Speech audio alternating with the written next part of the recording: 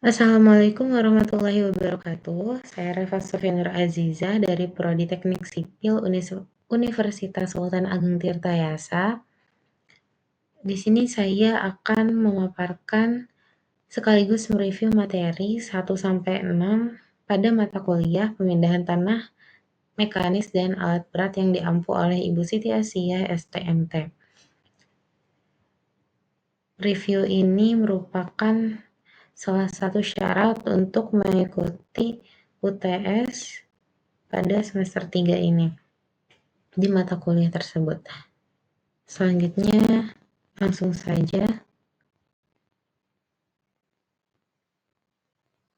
saya akan memaparkan dari materi yang pertama. Nah,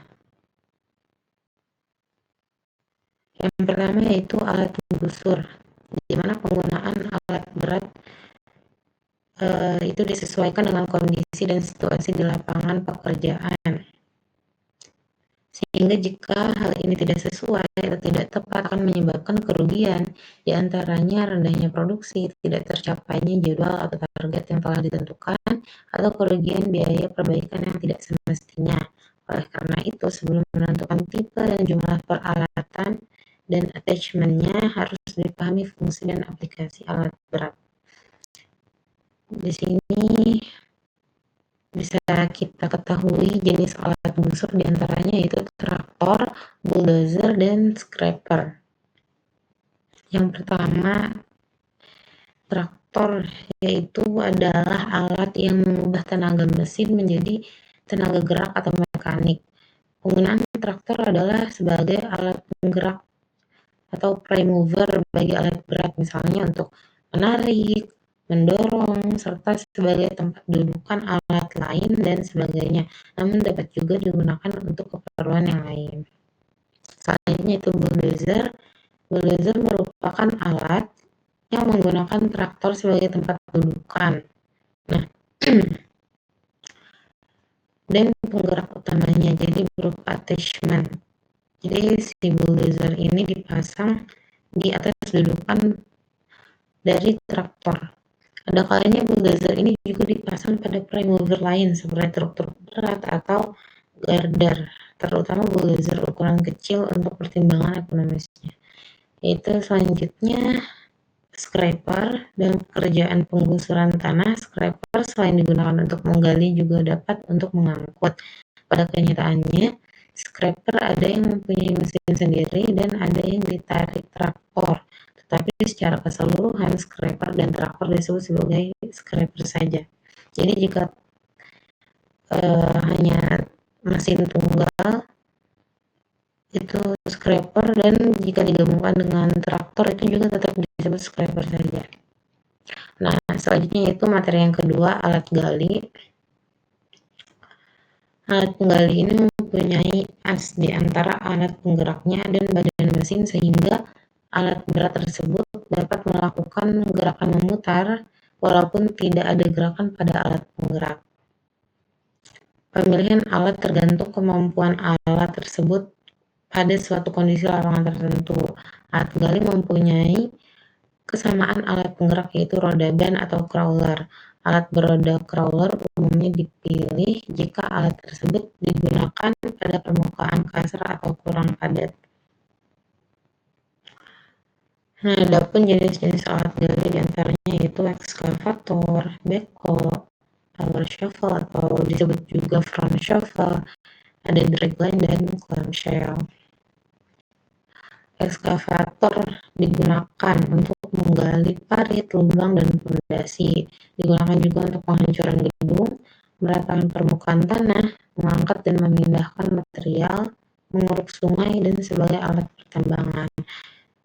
Lalu ada power shovel yang digunakan untuk menggali tebing yang letaknya lebih tinggi dari tempat kedudukan alat.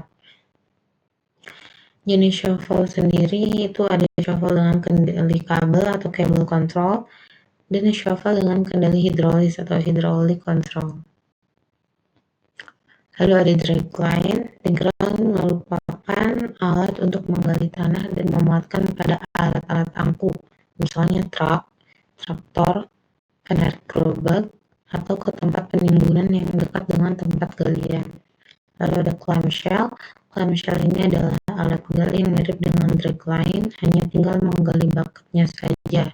Clamshell terutama digunakan untuk mengerjakan bahan-bahan lepas seperti pasir, kerikil, lumpur, dan lain-lainnya. Lalu yang terakhir itu backhoe.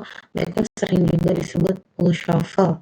Ada alat dari golongan shovel yang khusus dibuat untuk menggali material di bawah permukaan tanah atau di bawah tempat dudukan alatnya.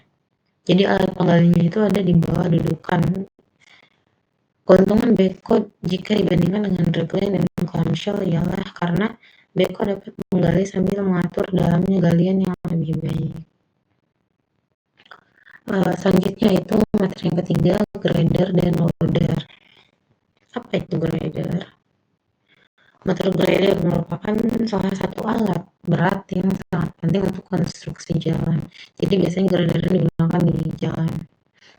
Grader juga dapat digunakan untuk pengupasan lapisan atas yang hendak dibuang atau dikurangi, mencampur material dan meratakan atau menyebarkannya lagi. Meratakan area dengan grader sangat diperlukan untuk pemadatan yang sempurna oleh kompaktor.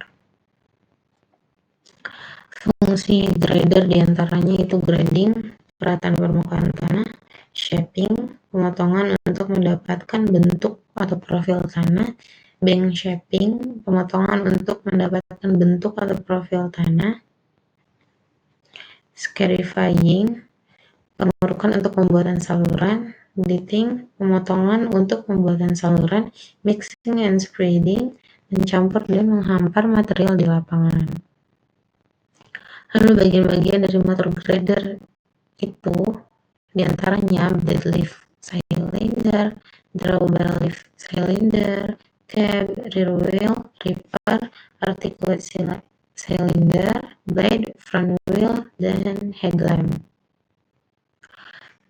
Selain grader, di compactor juga ada loader.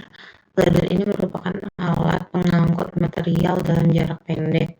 Bila digunakan sebagai alat pengangkut, maka loader dapat bekerja lebih baik dari bulldozer, sebab dengan menggunakan loader tak ada material yang tercecer.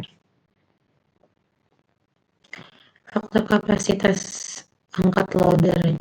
Jadi faktor yang mempengaruhi kapasitas angkat loader itu diantaranya ada berat mesin, lokasi titik berat alat, panjang radius, serta tenaga alatnya. Selanjutnya materi yang keempat itu ada kompaktor. Kompaktor itu merupakan alat pemadat yang digunakan untuk memadatkan tanah, yang merupakan upaya untuk mengatur kembali susunan butiran tanah agar menjadi lebih rapat, sehingga tanah akan menjadi lebih padat. Bagian-bagian kompaktor diantaranya ada drum roller, ada frame, headlamp right, canopy, engine, dan wheel. Untuk jenis-jenisnya roller atau kompaktor ini ada yang pertama yaitu three-wheel roller, di mana alat ini digunakan untuk usaha-usaha pemampatan lapisan yang terdiri dari bahan-bahan yang berbutir kasar, misalnya untuk pembuatan jalan makadam, sehingga alat ini sering disebut sebagai makadam roller. Selain itu ada tandem roller. Tandem roller juga digunakan untuk penggilasan akhir pekerjaan, misalnya penggilasan untuk aspal beton agar diperoleh hasil akhir permukaan yang rata. Lalu ada vibration roller. Vibration roller ini adalah termasuk tandem roller yang cara penempatannya menggunakan efek getaran dan sangat cocok digunakan pada jenis tanah pasir atau kerikil berpasir. Lalu ada mesh grid roller. Mesh grid roller ini memiliki roda penggilas berbentuk anyaman. Penggilas ini memberi efek pemadatan dari bawah yang dikarenakan bentuk roda penggilasnya.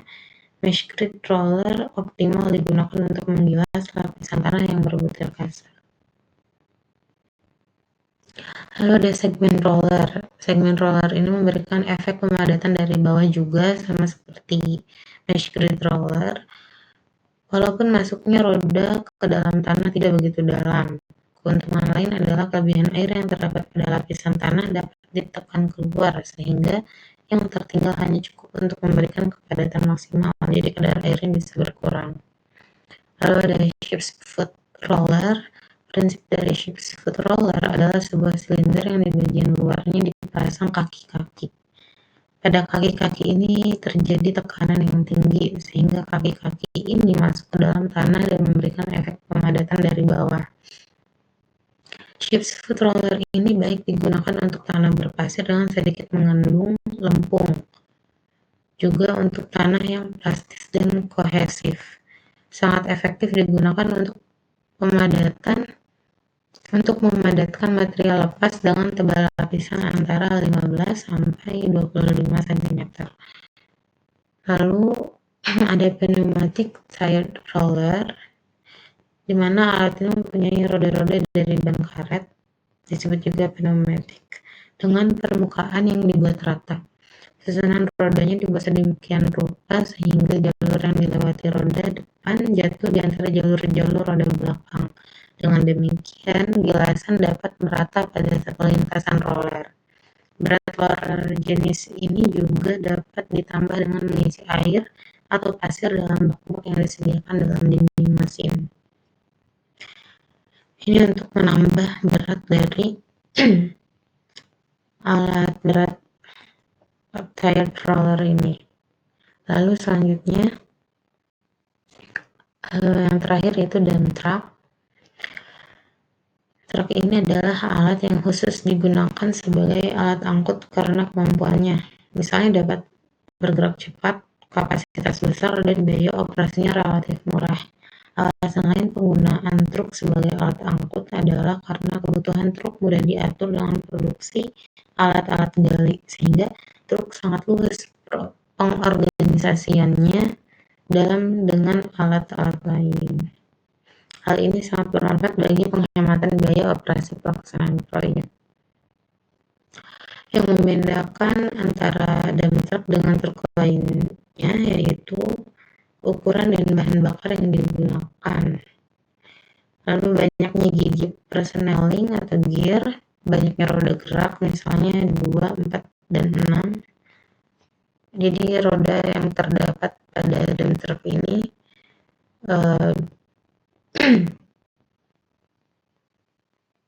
bisa tidak hanya 4 tapi juga gabungan dari 2, 4, dan 6 karena dump truck ini bisa berukuran panjang juga ke belakang.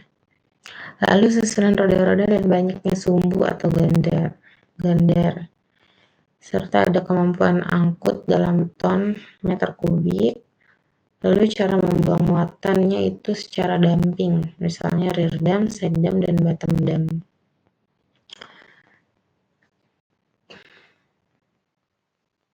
Lalu ada jenis dump truck berdasarkan arah bongkar muatnya.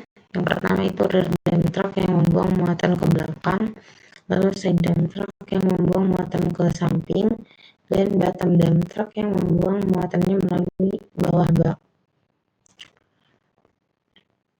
Nah, di sini ada truk kecil dan truk besar. Kelebihan dari masing-masing truk yaitu untuk truk kecil dia fleksibel atau luas dalam jarak angkut dekat dan mudah mengemudikannya.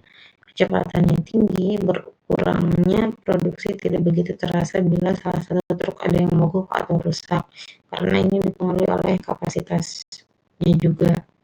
Lalu mudah menyesuaikan banyaknya truk dengan produksi alat gali atau alat pemuatnya. Adapun kelebihan truk besar yaitu jumlahnya sedikit sehingga biaya investasi dan pemeliharaannya kecil, ini karena kapasitasnya besar. Lalu pengemudi atau operatornya sedikit, baik untuk angkut jarak jauh, bahaya berkumpulnya truk di satu tempat dapat dihindari. Lalu pemuatan dari alat gali lebih mudah sehingga waktu hilang kecil.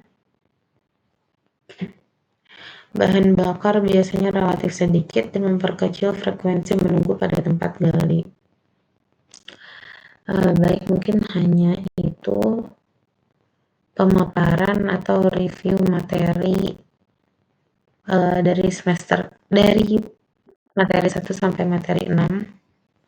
Sekian, terima kasih. Wassalamualaikum warahmatullahi wabarakatuh.